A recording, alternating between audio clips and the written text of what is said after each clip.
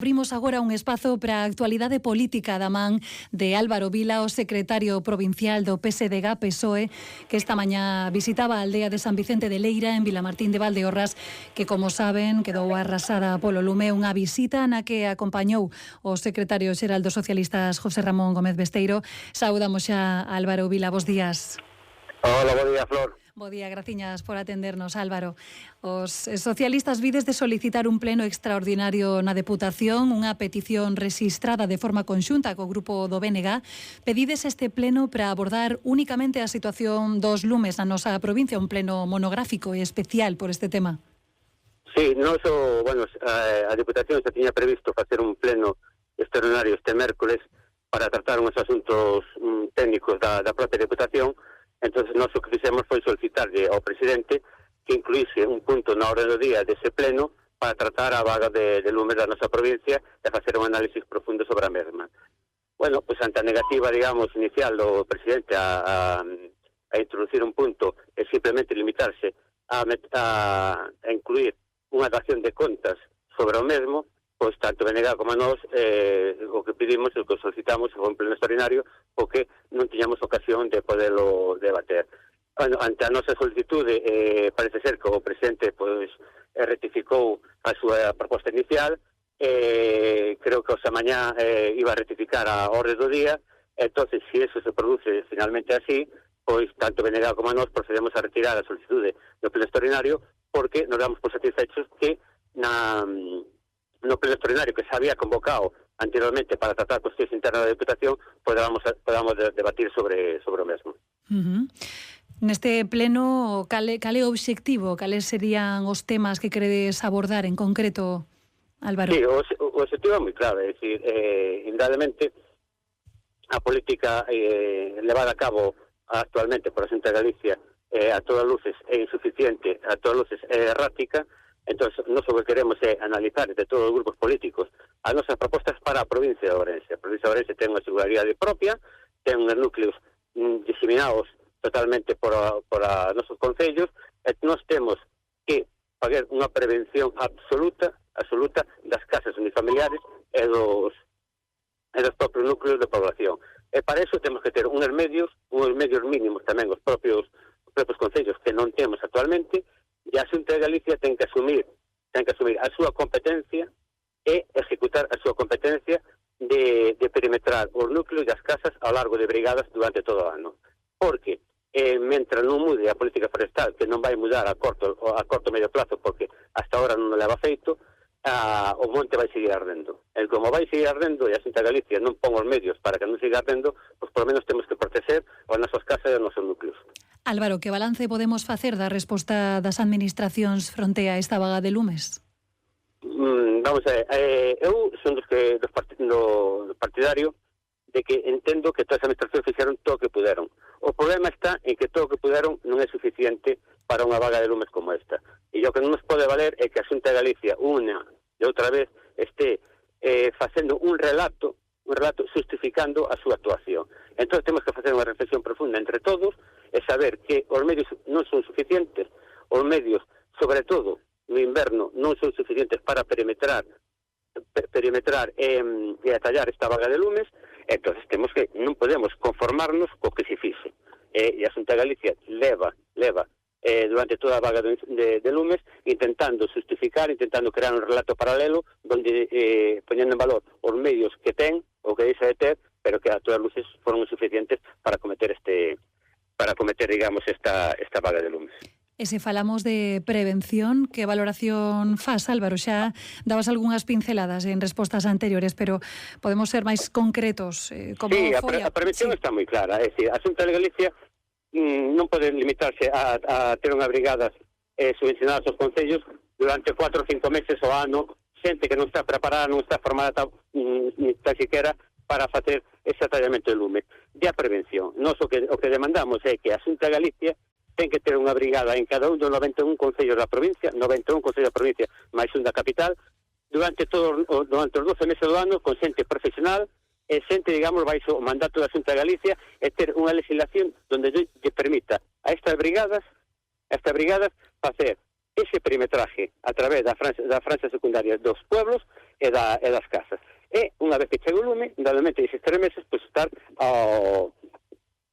dispostos, digamos, a pagar o lume. Para xente profesional durante 12 meses do ano. Os lumes son, por suposto, estes días o tema primordial, pero queremos, Álvaro, abordar outros asuntos. Os socialistas de Viana do Bolo chegaron a un acordo co BNG para gobernar o Concello, así desbancar o Partido Popular. A moción de censura rexistrouse o pasado venres e debaterase o 5 de setembro. Por que dades este paso, Álvaro? Bueno, o paso é lógico. Ante a negación de Amor do alcalde, que leva 2 anos non exercendo as súas competencias, as súas competencias como alcalde, pois non había máis remedio que entre o Partido Socialista e a BNG neste caso, pois a cometer esta moción de censura. É dicir, o desleixo era total en Viana, a falta de iniciativas era total en Viana, e a falta, digamos, do día a día da xestión diaria do Concello era a todas luces insuficiente. Entonces, bueno, pois ante esta situación, pois tanto BNG como o Partido Socialista nos pusemos de acordo pois para afrontar estes 2 anos que queda de mandato e intentar poñer a Viana, digamos, un poquinho en marcha sobre estas necesidades que ten o Concello, que son moitas, pero en todo caso é que o alcalde non estaba exercendo as súas responsabilidades. O acordo implica, neste caso, unha alternancia na alcaldía? Sí, en principio, pois, o primeiro ano levará, digamos, a alcaldía o Partido Socialista, a través de Germán, que será o candidato a alcalde, e o segundo ano, pois, será rotatorio, e será o alcalde, digamos, un membro do BNG.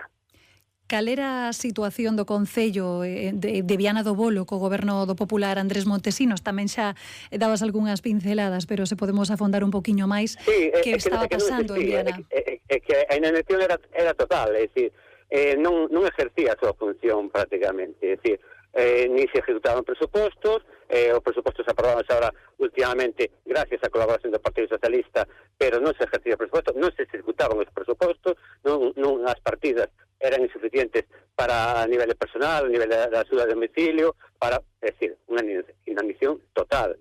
Entonces, pues, a situación era inconcebible, e bueno, entonces ante esta situación, pois, bueno, creo que a responsabilidade neste caso que mostra tanto o Partido Socialista como o Partido BNG está aí, porque o que non poden seguir sufrindo os veciños, digamos, un alcalde non ejerza a súa función. Para pechar esta entrevista, Álvaro, como alcalde de Taboadela, podemos falar da Semana Cultural que arrinca hoxe luns e desenvolverase ata o domingo. Que tedes preparado para a veciñanza e tamén para os visitantes, claro?